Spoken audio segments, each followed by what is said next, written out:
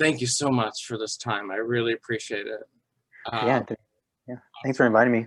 I'm glad to see that you're busy with launch events. Yeah. I appreciate it. It's a like a whirlwind, but it's like appreciated. Yeah, that it's getting so much attention. Excellent. That's excellent. And it should gain attention. Um, um, I'll tell you, I want to argue for the stars. Literature students the world over love to memorize the first line of a book and the last line of a book, and I think this one is memorable. Is that a back pocket notebook line, or where did that come from? The argument for the stars. Yeah.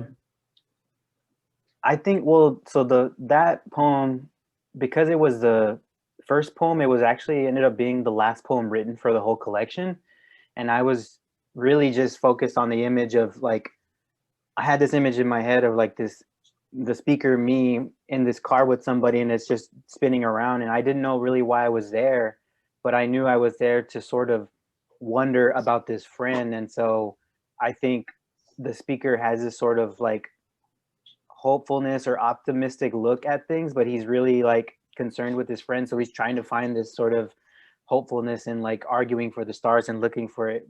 But this friend is just in a really sort of um, kind of just sad and heartbroken position, and so he's just trying to, he's like the speaker's grappling with all that. I got 3.5 lines into the book. 3.5 lines. Teared up, closed the book, put it down, said, Michael Torres, not today. Because the whole guy code just came flooding back. And the fact that you could do that, in the first 4 lines of that poem is just incredible. Well, thank you. Yeah, it's good stuff. Yeah. Let's talk a little bit about how this got to the National Poetry Series. Yeah. I mean, I'd been sending my manuscript out, I think, since my last semester in my MFA, which was in 2016, and I was sending it to all the first book contests.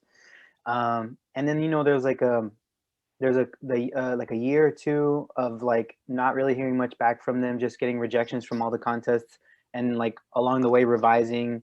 And I was supported by grants, so I was able to like send the book out to get like another consultation on it. And then I had just a bunch of time because I was working part-time, and my wife to be was or my wife at that time, my girlfriend was she was working full-time, so I just had a lot of privilege in that I could spend time to revise the manuscript.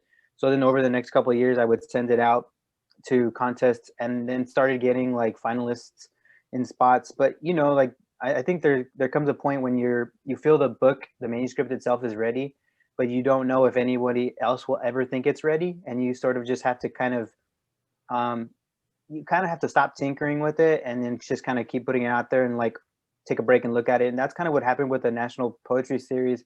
I'd sort of slow down in sending the book out, and I decided just to send to National Poetry Series, even though like that one was one of the biggest like shots in the dark, because I feel like so many people enter, and then you have like 5 different judges, and you don't know who they are, and you don't know who the readers are. And so I just kind of, I just decided to send it out to them. And then, I heard the news towards the end of summer, and I was really surprised and shocked that it actually, that someone could, not that it won, but that someone saw the book, and then, with the foreword by Raquel, that he saw something in the book that I was trying to say, and it was they like Raquel understood what I was saying, and that was like the most, I think, important part for me, or that I appreciate the most.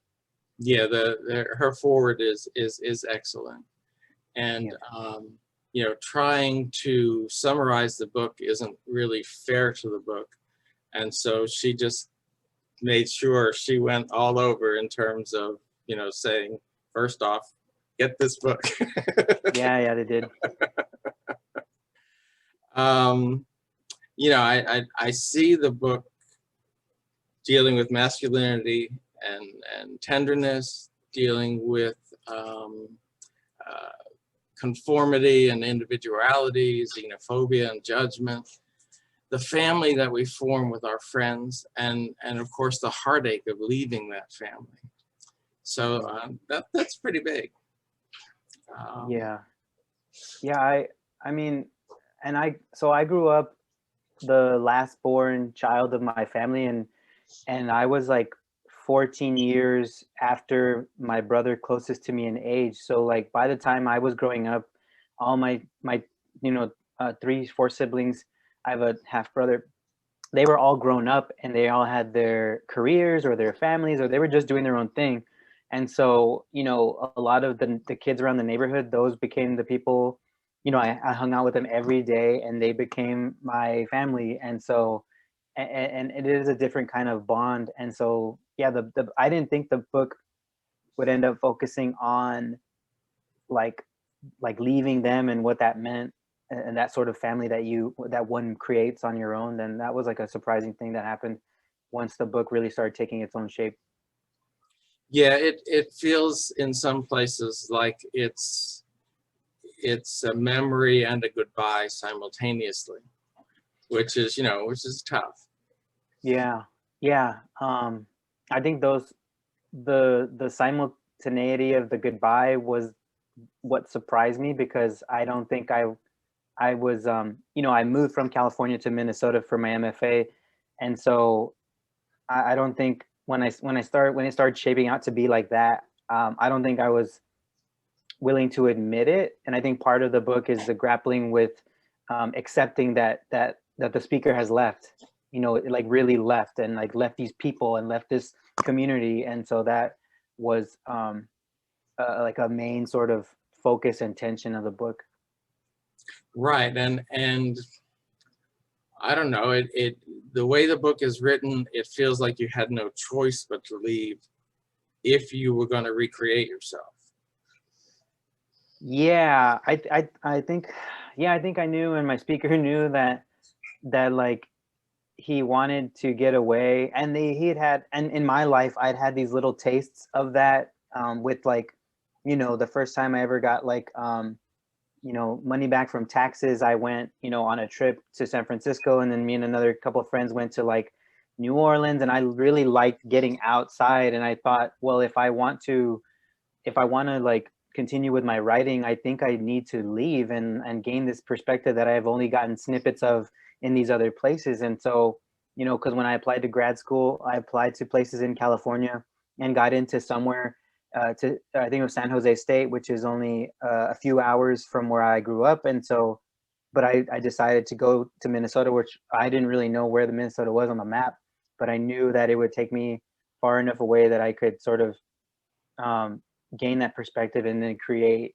my own sort of, I don't know, just see what it would be like to be on my own without that community, and what would happen. It was a weird sort of experiment, I guess. You couldn't find anything in the Sun Belt, huh? No, I know. I had no idea. Does Remick survive? Is Remick still like on a wall somewhere, or? I love the graphic you've got on your website. That's just. Oh, cool. thank you. Yeah. I think there might be like one or two spots where there's like a Remick on like some sort of wall, or like pavement riverbed sort of thing. But if anything, Remick survives in like when I go home and my friends call me that still. Like when people still call me that, then I know, like then that's when that's how you know that they know me. They've known me for a really long time. Right, exactly. Yeah. I just love the image of you tagging a wall and it getting whitewashed, and you tagging the wall and it getting whitewashed. It's just so emblematic of trying to put your identity out in the world, and the world saying nah. Yeah. I mean, if anything, I learned that sort of perseverance from all those graffiti artists that I grew up with. When we would get crossed out, we would just go back each night. And there's a lot of things like that in the world when you grow up and are an adult in the world, and the way you move through the world, you have to sort of keep coming back after someone tries to like wipe it away. Exactly.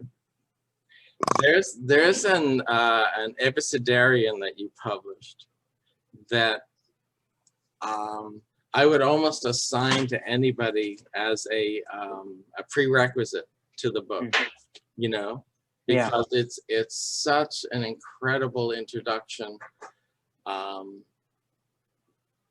Talk about a living metaphor. You know, the language barrier between you and your dad is just an incredible literary device, never mind something you actually lived. Mm-hmm. Yeah. And when I heard about it and read it, it was like, I would have put it in the book. Oh, wow, that's interesting. I don't know. I can't remember how that was an essay. Well, I mean, I have a sort of essay in the book anyway right now, but I don't know where I was as far as like my state of mind and like the ways in which I was writing that essay came out. But like, it's interesting that you say that it should have been in the book, because the book was way more like, earlier drafts of the book was way more about my relationship with my dad. But then, you know, I think after spending so much time gone and in Minnesota, like away from my friends, like there's still stuff about my father in there, but there's more about the friends. So it's interesting that you bring that up, because for some reason I can't imagine them two together, but there is this sort of language and identity and cultural sort of navigating that goes on in the book for sure. So it makes sense. That's like an interesting sort of like a prerequisite. I like that. When the hardcover comes out. Okay. And there's things in that talk to the poems. You know, that whole the summer job as in the landscape business, and then, you know, the woman in the book, you know, you speak English, you speak, you know, that kind of crap. Yeah. I love your treatment of All-American Mexican when you are in the Great White North.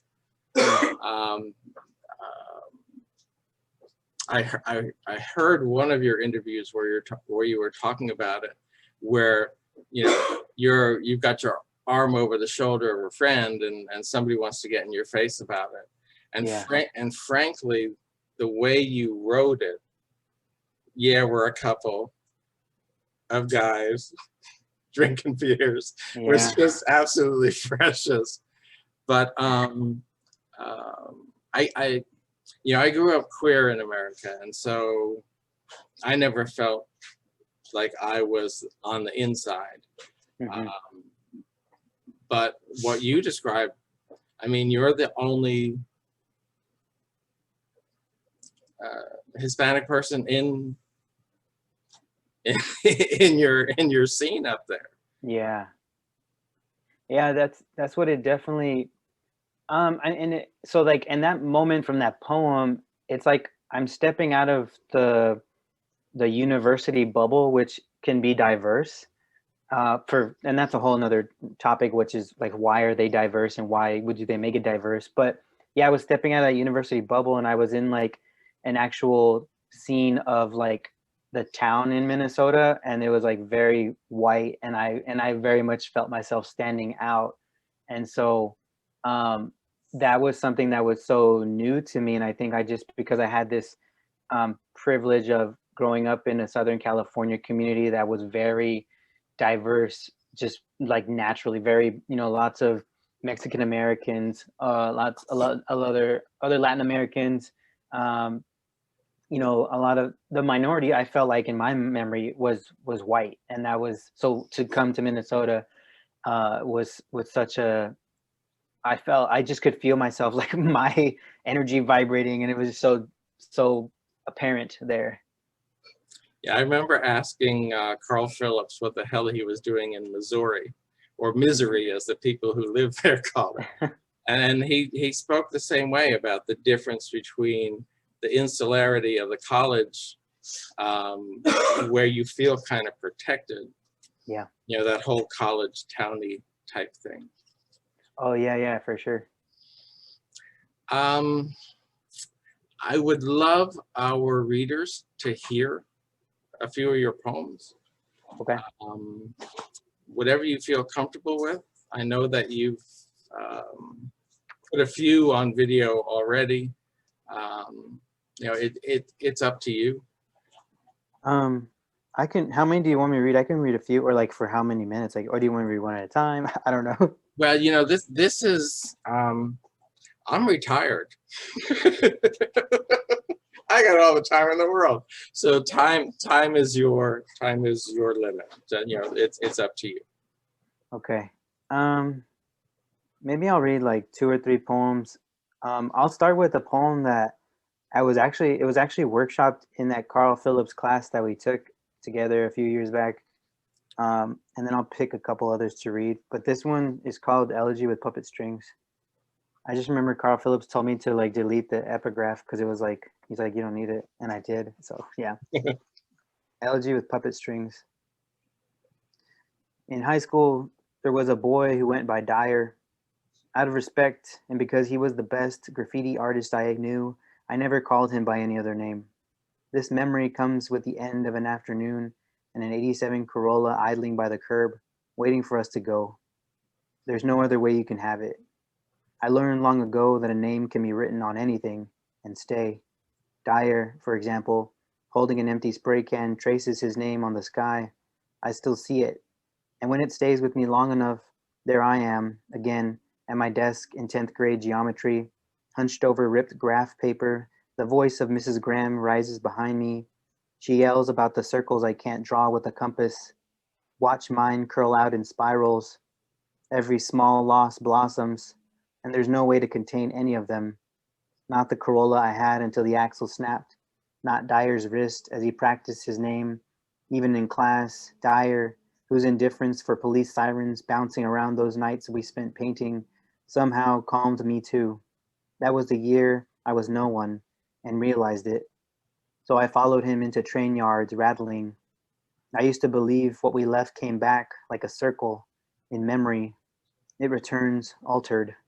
Dyer and the silvers we stole from the 99-cent store, how we coughed over the clack of marbles in cans fit against our belts and bellies, all the way out to the parking lot where our homies waited in the Corolla in case we had to run. A person can't stop themselves from thinking about who they were or where an abandoned building with its boarded up windows that mattered to no one except us stood. And Dyer there, silvering his unfinished name with a focus I likened to genius, the spiraling of his E, a small open window into another dimension where I could see, even then, his name at the front of an art gallery. And what did we know of the years to come, of what we had to do with them? That year, I pretended not to care about school until I didn't, swapping textbooks for paint in the JanSport. A whole year can go like this. Then a bell rings, you get up and are gone. It happened this way, and I couldn't contain it. When I left, I forgot to leave. What I mean is one of me stayed there with Dyer, who would continue looking as young as he could no longer possibly be, those baggy khakis, that oversized black hoodie, as if asking what really happened to me. There are no small losses. Dyer, I can see your wrist moving in slow circles across the air, just as someone honks the horn. Dyer, I say again, the homies are waiting. You look down to where the birds have left the branches nodding, and you say to me, why not let them?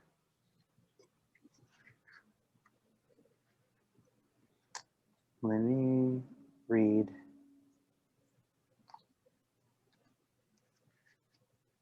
I feel like when I start moving back and forth in the collection, like I know I put the collection in a certain order, but I feel like the poems are all talking to each other more than I thought they were.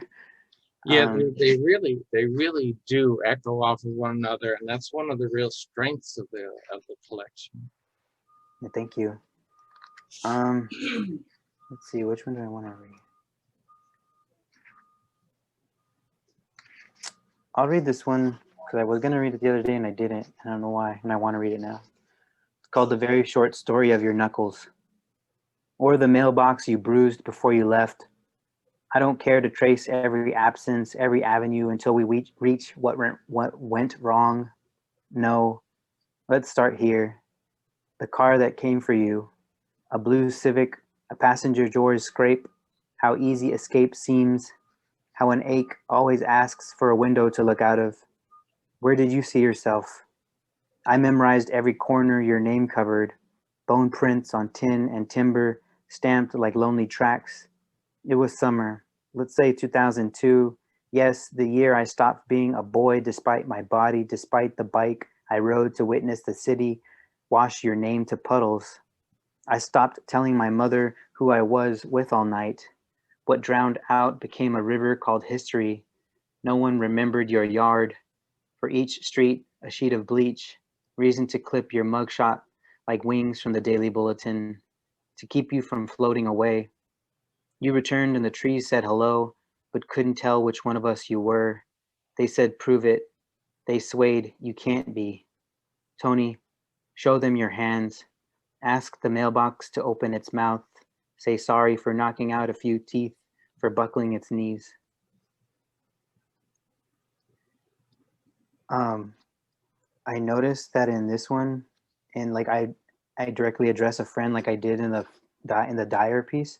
Uh-huh. And when this piece was published, in a magazine, the editor of the magazine, like in the introduction, was commented on the poem and thought that I didn't have any qualms with it, but they thought that the speaker was talking to their father, which I thought was really interesting because I thought, in my mind, I was talking to a friend, but they thought it was a father, and I thought that was so interesting because of this idea that the friends are so close they become family, and like you couldn't really tell who is who, and so that I just thought that was interesting. But that's making me think of the poem I did write where my father is in it, so I'll read that one as like the third one, and then yeah, that'll probably be good enough, I think.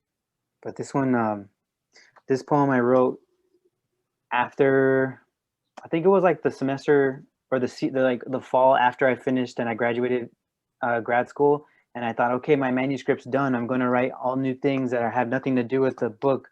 And then you keep working at it. Good and luck with that. Yeah. Yeah, and then you realize, oh, this could go in there and actually add sort of shape and volume to the collection. And so this one, I cut out a couple other father poems, but this one's made it in there because I think it felt so like it shouldn't be there at first, and I realized it did. So yeah. Hired as professional mourner at funeral. Soft rain over black umbrellas. That's me, hurrying toward a huddled family. I'm late. I fix my tie like my father did during my first communion, a knot over his heart before placing it across mine, something bestowed. This morning, I can't rid myself of this image of a father knotting his son's tie. Once, I read that actors get themselves to tear up by focusing on the saddest thing. The guests begin to cry. Now, I gather the scent of Old Spice, a father adjusting a boy's small shirt collar, the slight whistle in his breath. We're back in the living room, center stage, my father in black boots, his matching belt. I am so young. I do not speak because my father does not speak, and I want to know what it takes. Above the burial plot this morning, clouds split the sky in half. Last time I saw my father, years had formed since I'd left home, and the man I thought I was supposed to be returned. We stared at the driveway like unprepared actors waiting for someone to feed us lines that must be said between a father and his son. I brought up the drought. He spoke of his lawn. Here, rain drowns all green. The guests bid each other farewell. When I came home, my father kicked my truck's tires, gauging pressure, and said, "That's enough," to the gravel, or to me. And what do you say to that? There is something to thank him for, I know this. But in the cemetery, my father and I are the last ones left. Someone folds the check into my hand while he finishes the fold in my collar. If he kisses the top of my head, I do not remember. That line is killer. That line is absolutely killer, and you've got a gift for that. There's images that you have when a book's getting thrown at someone. It's a bird with paged wings. Mm. When you're talking about absence is not a wind through a window, but the bothered walls of a flame. But it's those, and then it's these axioms that you come up with. You know, most folks are used to quotes from Shakespeare or the Bible, and they kind of confuse them. But when you say stuff like laughter is a type of leaving, or we become what we endure. When I read that line, I was like, holy crap, I hope not. And I wonder at what point those enter into the poem. Are those, is that part of your process? Is that come later, or how does that work? Those lines, they usually come later in the process of the poem. I like to think of writing as, so I hope to write every day, but sometimes what I mean by that is 10 minutes, 5 minutes in the morning, and I'm best in the morning. After like 12 o'clock, I can't do shit with writing, but 10 minutes, 5 minutes in the morning when I wake up, if I can, to at least like look at a poem or look at some writing, and I might not get anything done, but I want to remain familiar with writing and with my own writing process. And I think of it as this sort of like really hot energy that I want to stay near by being consistent. And usually when I'm like really into and like close to that energy, when I'm revising a poem and I've been like working on that poem for like weeks, a line like that will come from that, because I'm so into the world of that poem and like close to that energy, that a line like that becomes very clear to me. And it sounds very spiritual, but I mean, part of it, I think it actually is. And it's brought on by the consistency of keeping not only writing, but like art in my life, and like trying to like desperately keep art in my life. I think I'm saying that because now, you know, I have a 3-month-old daughter, and much of my time is either split between teaching, grading, and things like that, and like caring for her. So I'm trying to find ways to slow down and make a little bit of time to keep art alive in my life, so that I'm just like so that I use and utilize my imagination, and am very open to art in the world, so that those type of lines will more easily filter in through like my dumb conscious self, who like thinks he knows better but doesn't. Yeah, well, I mean, I found that if I look at something before bed, my brain works on it all night. And then the unconscious kind of revises it for the morning. And so, yeah, just keeping that line open to what the unconscious is going to bring up is incredibly valuable. Yeah. Have you ever done that, and then like when you're about to fall asleep, you come up with a line and you want to write it down, and then like, and you need to write it down, because if you think you're going to remember in the morning, you will never remember it in the morning. And I've done that enough times to keep my phone next to me and write it down to myself. Exactly. The lines that got away are the best ever. Yeah. I wanted to ask, how did Vana and Cantamundo and your MFA program, how did they help? How did they shape, you know, what you've done? Or for the MFA, I'll start there. The MFA was a 3-year MFA at Minnesota State University, Mankato. There's like a couple major things that I got from the MFA. One was that like I like learned all like the sort of craft tools and craft elements that I needed to like understand more, like how to write a poem. The other thing it gave me was 3 years of time to dedicate myself to writing, and to also just time to create a routine, which became like my morning routine, or like became this feeling that writing was like brushing my teeth, so that if I didn't do it in the morning, I felt like not right and ready to go with the rest of my day.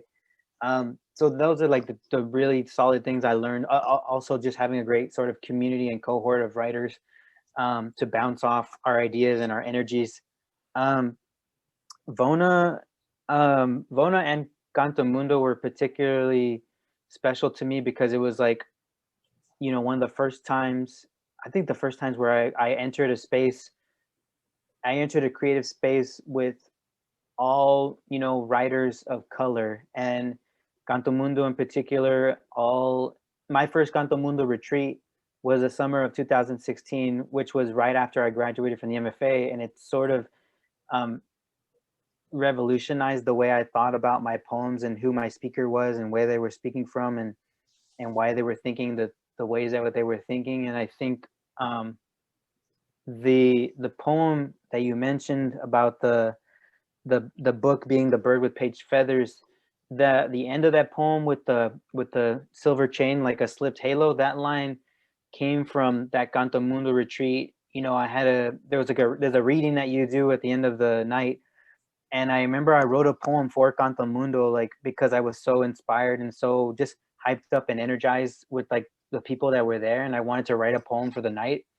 And the poem was pretty shitty, but um what I remember, well, that line of the silver chain, that was in the poem, and I don't think I thought too much of that line until I sat down and someone in the audience, this woman, said, "Oh, I really like that line about the silver chain." And I go, "Oh, okay, thanks." And I kind of marked it on the page, and I just, the poem itself wasn't a success, but later on when I was writing about that middle school sort of experience, or like that I was pulling from this memory, I thought, oh, that line could go there because it sort of represents like, all these things that the poem was already talking about. And I don't think, that wouldn't have happened without Canto Mundo, but just like the way I thought about myself as like a brown man and even like brown boys, it changed a lot after Canto Mundo, especially, and Vona too. And that sort of, it just added a different lens through which I was going to look and shape and reshape the manuscript. I think one of the most exciting things happening in poetry right now is the fact that it's opening up to new voices, to voices that were marginalized. We just spoke with John Murillo Oh about yeah, contemporary American poetry. I love that book. What a subversive book. Yeah, I love that book. I do too. Um, um, you've got 3 All-American Mexican poems. You've got 3 down poems. You've got, I guess, 3 grandfather poems, right? Oh, the Pachuco's grandson one, I Right, think. right. Yeah. And I remember hearing Eduardo Corral say that he had lumped everything together in sections in his book, and Carl Phillips just said, this is absolutely awful. You you have to reorder your entire manuscript. That was Yeah. on his very first book. So I do love how they show up in throughout the manuscript. Yeah, that was so. Yeah, the poem Down was originally, it was like one. It got published as one long poem and in a journal, but in the book, I had my book in like 3 or 5 sections. I can't remember, and then I sent it to um for a manuscript like consultation with Jude Nutter through the Loft Literary Center. Like they have these services, Right, and right. and I met with her, and she said, why don't you try this? Instead of having these 5 sections, why don't you break the poem down apart into like 3 or 4 sections and have those sort of be section breaks? She said, because a lot of these poems are sort of, already talking to each other. So I really have to credit her with that, and this idea of like sort of not wanting to break things apart as like, very specific sections, because there was just a lot of intertwining going on in the book, and I guess allowing that was something I had to sort of accept. So yeah, and then the Pachuco's grandsons one, and it ended up happening very naturally, where then I realized like, oh, I could just break apart these series and then sort of like sprinkle them in the book so that they're not overwhelming if they're all in one section. Because I was also trying to go away from chronological order, because like the Pachuco's grandson poems are like the speaker's very young, but then if I put some of them towards the end of the book, then it just kind of messes with time in a way that lets you know that my speaker is constantly going back and forth as a way of trying to stay connected to home. Right. Yeah. The ending of Down is absolutely precious.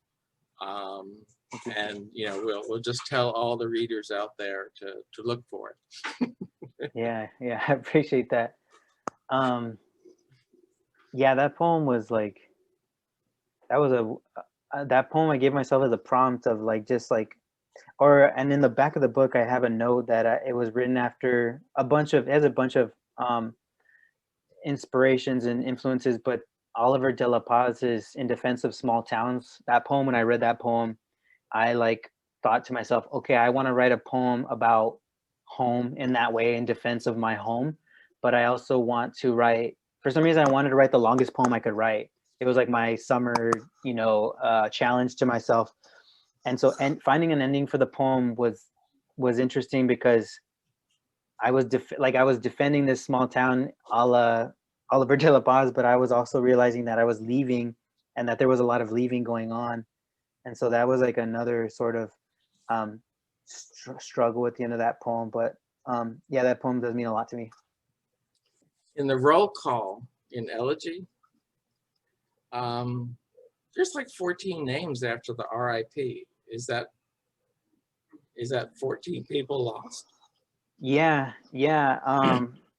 It is. And I remember just trying to get everyone's, and this is like everyone, I wanted to get everyone's name down who was in like the circle I ran with and the circle me and my friends ran with. And so there's a bunch of names of the people we came up with, and then, but I wanted to make sure to name the ones who like passed for one reason or another. And so I remember even before the manuscript was, the final version of the manuscript was due, I called one of my friends that I grew up with. I called him and I said, hey, I got this poem where I'm like listing everybody, I'm like roll calling. And I was like, can you think of someone else who has passed away that I can't remember? And I listed the names for him. We were trying to go over like, I just didn't, and this is another part of the book, is that this desperation not to let anyone go unnamed and unnoticed. Because I asked them for names of people who we hung out with that if I missed in the people who are still alive list. And so like, that was important to me, but I don't think, when I first started writing this book or writing poems, I don't think I would have realized that I would have ended up calling this friend just to get like some sort of facts straight, or sort of just trying to do right by these people who aren't here to like name themselves or raise their own hand to say that they're here. That became a really important part of the book, and my speaker's sort of like desperately trying to show his loyalty to home. Well, it really smacks the reader upside the head, because there's plenty of poems where, there's violence described, there's losses, but they're mentioned almost in an offhand way a lot of the time, rather than laying out factually what happened. Yeah. And so when you get to the roll call and it's like, holy crap. Yeah. It's incredibly effective. Thank you.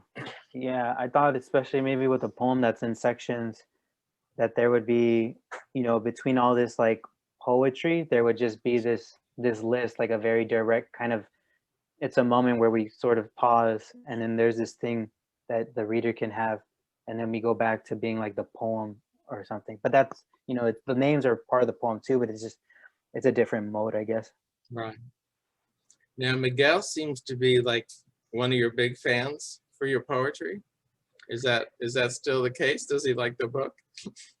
Yeah. The funny thing is I don't, and you mentioned that essay, the As If to Say Abecedarian, and Miguel's dad is in that essay, and Miguel's dad is in this book, but they're in totally different lights. Yeah, what's interesting is that I did a launch event where I had asked these artists to sort of make work in response to my book. Like one artist who I knew, and then a recommendation from that friend, and we did a small Zoom event. And then I had also invited Miguel, because Miguel was the one friend who, you know, introduced me to graffiti when I was a kid. He was like a big brother to me, even though I think I was older than him by a few months. But and he very much influenced me in graffiti art, and also supported me and encouraged me in my writing. And you know, he moved to Northern California when we were in our late or early 20s, but we stayed in touch, and I sent him the book. He has the book, and we talk about it, and he's always been very supportive of me. And so he shows up a lot in the book. He's also I think Miguel could be any one of the friends I grew up with too. Like Miguel, there's like names in that are mentioned there, but Miguel could be interchanged with a bunch of other guys. You know, Miguel kind of becomes like the standard name in there. When I was growing up and I was writing, I would tell my friends that I write, but there's no damn way I would tell them that I write poetry. Yeah, Yeah. there's a big difference. Yes, there is. Yeah, I don't know, when I told my friends I was writing poetry, and they like, some of them, and it's in the book too, that's mentioned that they make fun of me, but I always thought it was okay, because uh like we were really into hip hop, and hip hop was like poetry too. And like Tupac, who's mentioned in the book as well, had a book of poems. And so I thought like I can sort of get away with it by saying that. And then like, you know, they would kind of joke with me. But after a while I kept pursuing it, and they realized it became like, it was a serious thing, they realized, for me. And that it wasn't I don't know, I think they saw that I was doing something with it, and so maybe they sort of stopped joking about it. And we all sort of grew up a little bit more anyway. Well, it was one of the things when we were interviewing Robert Haas, it was one of the things he brought up as well, that the intense poetry in hip hop is a gateway, to engage young minds into all sorts of poetry, which Yeah. is kind of cool. Yeah, I always pay attention to the lyrics and the storytelling in a hip hop song. And like, which, so it doesn't surprise me that I now write very I feel like I write very narratively, and like with a lot of images in the poems. And I think that's directly from seeing an image when I hear the song on the radio. But you've got great juxtaposition as well. When you get to a poem like Horses, Hmm. you change the narrative all the way through, but it all pulls together. It's an incredible poem to end the book with, and I love the honesty of it. I've asked authors who've written horse poems, what do you really know about horses? And they're like, nothing. And it's like, Yeah. well, what the hell are you writing about them for? Yeah, they're like majestic, and we just like, we're like, yeah, take advantage of their how majestic they are.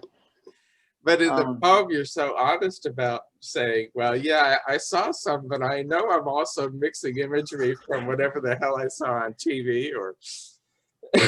yeah, I think, and that poem started as another sort of challenge, like wanting to write about something that I don't really know about. And then as I got more serious about the poem, I realized that my speaker was talking about this woman and this relationship that he was really invested in. And then, and then it goes even further than that, about, you know, not just like love lost, but like thinking back on that love now that now that one has moved on in life, and not being able to sort of erase the past. Carolyn Forche has this really cool interview. I think it's called First Draft. It's a podcast, but Okay. in the interview she says that she doesn't believe in aftermath, or basically that like we live in the aftermath of everything. Like there's nothing that can be like um, forgotten or sort of done away with. We sort of carry all these things, like all our joys and all the sad times and good times. We always carry that. And so kind of Horses is kind of has that idea in mind, where like speaker has moved on and has a wife and a house, but is still thinking about horses, right, and about this other life that he had. Cool. And yeah. Listen, I really appreciate your time. This has been wonderful. Yeah, thank you. And I wish you the best of success. I don't know what you're going to follow this up with. Thank you. I mean, Ocean Vuong and Marcelo Hernandez Castillo followed up with prose just because they kind of really put everything they had on the poetry side. Have you given any thought to where to go to next? I've been writing a few poems that are trying to go away from the book sort of mode.